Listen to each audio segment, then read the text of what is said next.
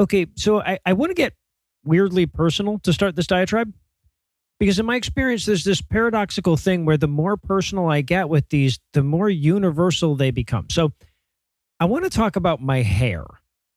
So when people first meet me who have never seen me or like just familiar with me from listening to the show, my hair usually surprises them. Apparently, and I've been told this too many times to dismiss it entirely, I sound bald. But I'm not. Kind of the opposite. I got a long mop of hair hanging down below my shoulders, all sloppy and unkempt. And what's more, I kind of always have. I started wearing my hair long as soon as I was old enough to tell my mom how I wanted it cut. And it was so important to my young identity that when I got in real trouble, when I did something really bad, my mom's, and I mean it, punishment was cutting my hair short.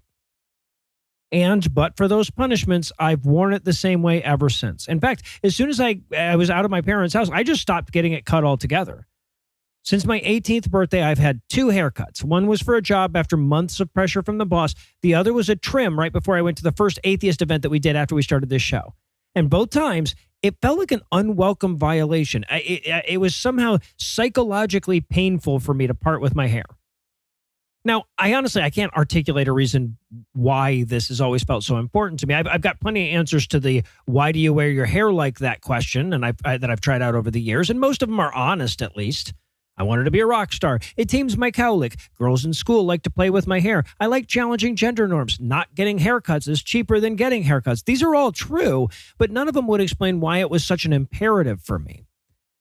I mean, keep in mind that I haven't always been lucky enough to be a self-employed profanity distributor. I've passed up on jobs and been passed over for promotions based on my hair. I've been harassed for it by homophobes. I'm constantly misgendered because of it. It causes people to take me less seriously. It's pretty much all disadvantage. Hell, it doesn't even look good. And yet, I see it as an intrinsic part of my persona. Even as I approach 50 and it starts to go all hoary, even in the sticky, sweltering South Georgia summers, even when I consider how much easier showering has to be for Heath, I've never considered cutting it short. And yet, my desire to wear my hair long and the level of identity I imbue with that will never carry the same legal weight as a guy who converted to Jainism yesterday.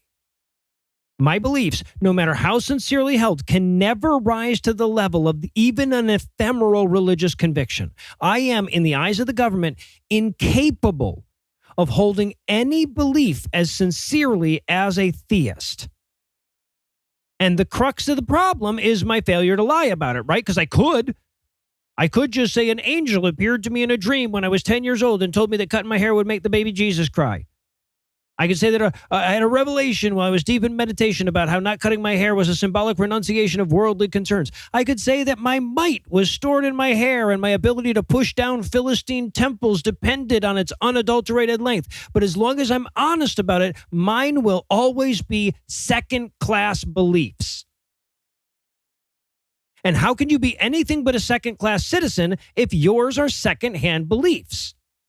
How can we ever achieve a state of equality when there is a category of exemption that applies to everybody but us? I mean, given the historical record that I could bring to this shit, right? I feel like I could go toe-to-toe with the most devoted Sikh about how important this shit is to me. But if me and that Sikh both got fired from the same job at the same time by the same guy for the same reason, only he would have legal recourse. Think about how bad your position has to be before you're jealous of religious minorities in America.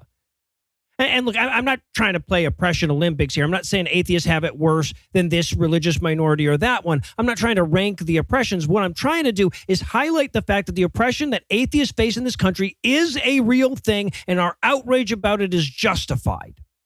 Our judicial system tells atheists that we are incapable of achieving the level of sincerity of our fellow citizens because we insist that our beliefs be rooted in truth. Any government that systematically favors one demographic of its citizenry over another is corrupt, and any government that systematically favors lies over the truth is doomed.